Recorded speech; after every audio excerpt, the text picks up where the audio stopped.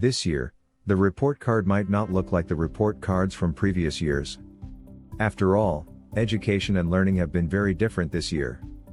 How can students be graded on standard expectations, when learning has been anything but normal?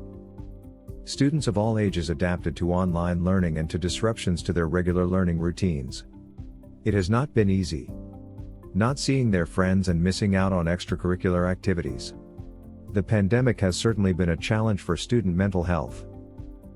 Even in the face of all the changes and challenges students face this year, the learning carries on.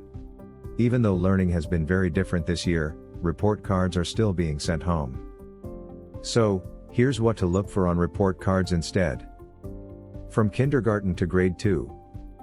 The first thing you should look for is social progress and behavior. From the ages of 5 onward, children are learning to adjust to an academic setting. Report cards tend to report on students' behavioral and social progress, such as how they are getting along with their peers, and whether they can stay focused on a task.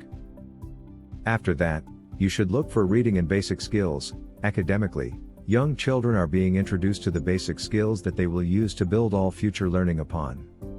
Reading progression is critical during the early years. Students should be continually meeting, if not exceeding, the reading progression standards. Lastly, you should look for incremental improvement.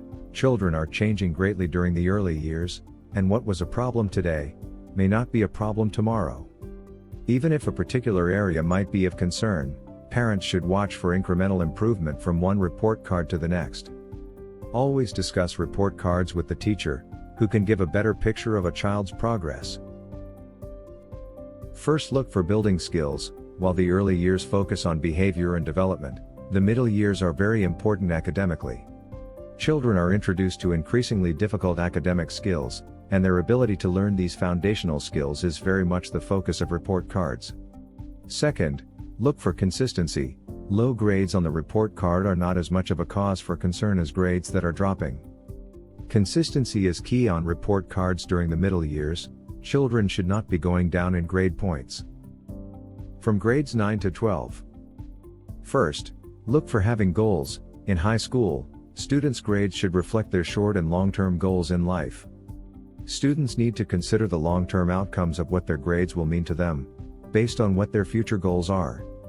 Whether large or small, setting goals is important at this stage. Second, managing stress. The pressure is on.